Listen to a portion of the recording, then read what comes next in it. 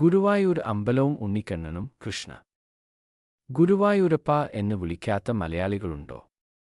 മലയാളികൾ മാത്രമല്ല, അന്യസംസ്ഥാനങ്ങളിൽ നിന്നും എത്രയോ പേര് നമ്മുടെ സ്വന്തം ഗുരുവായൂരപ്പനെ കാണാനെത്തുന്നു. ശാസ്ത്രയുക്തിക്ക് അതീതമായ പല അത്ഭുതങ്ങളും യഥാർത്ഥ ഭക്തന്മാർക്ക് ഇവിടെ അനുഭവവേദ്യമാകുന്നുണ്ട്. അനന്തശായിയായ സാക്ഷാൽ മഹാവിഷ്ണുവാണ് പ്രതിഷ്ഠയെങ്കിലും ഒമ്പതാമത്തെ പരിപൂർണാവതാരമായ വാസുദേവ കൃഷ്ണനായിട്ടാണ് സങ്കല്പം. വസുദേവരും ബലരാമനും പൂജിച്ചിരുന്ന വിഗ്രഹം തന്നെയാണ് ബൃഹസ്പതിയും വായുഭഗവാനും ചേർന്ന് ഇവിടെ പ്രതിഷ്ഠിച്ചിരിക്കുന്നത്. സർപ്പദംശനത്താലുള്ള മരണത്തിൽ നിന്നും കൃഷ്ണകൃപയാൽ രക്ഷപ്പെട്ട ഒരു പാണ്ഡ്യ രാജാവാണത്രേ ഈ ക്ഷേത്രം 5000 വർഷങ്ങൾക്കു മുൻപ് പുതുക്കി പണികഴിപ്പിച്ചത്.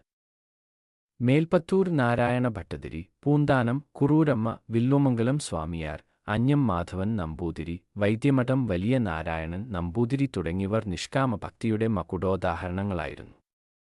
അനവധി ഭക്തർ ഈ ക്ഷേത്രത്തിന്റെ പ്രശസ്തി ലോകമെങ്ങും വ്യാപിപ്പിച്ചു. നാരായണീയ ദിനം, മേൽപ്പത്തൂർ, പൂന്താന ദിനം, ചെമ്പൈ സംഗീതോത്സവം ഒക്കെ ഇവിടെ നടത്തിവരുന്നു.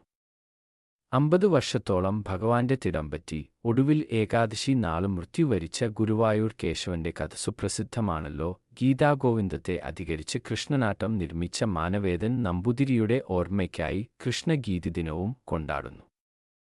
1970 ഉണ്ടായ അഗ്നിബാധയിൽ ശ്രീകോവിലും വിഗ്രഹവും ഒഴികെ ബാക്കിയെല്ലാം കത്തിനശിച്ചു. 1971 പുനർനിർമ്മിച്ച് പ്രതിഷ്ഠ നടത്തി. ശിലാസ്ഥാപനം കർമ്മം നിർവഹിച്ചത് കാഞ്ചികാമകോടി പീഠം ശങ്കരാചാര്യരാണ്. ഒരുപാട് വലിപ്പം പറയാനില്ലെങ്കിലും ഒരു മഹാക്ഷേത്രത്തിന്റെ എല്ലാ ലക്ഷണങ്ങളും ഒത്തിണങ്ങിയ ഗുരുവായൂർ ക്ഷേത്രത്തിൽ എങ്ങും നിറഞ്ഞു തുളുമ്പുന്ന ആ സുരലോക വന്ദിത തേജോരൂപം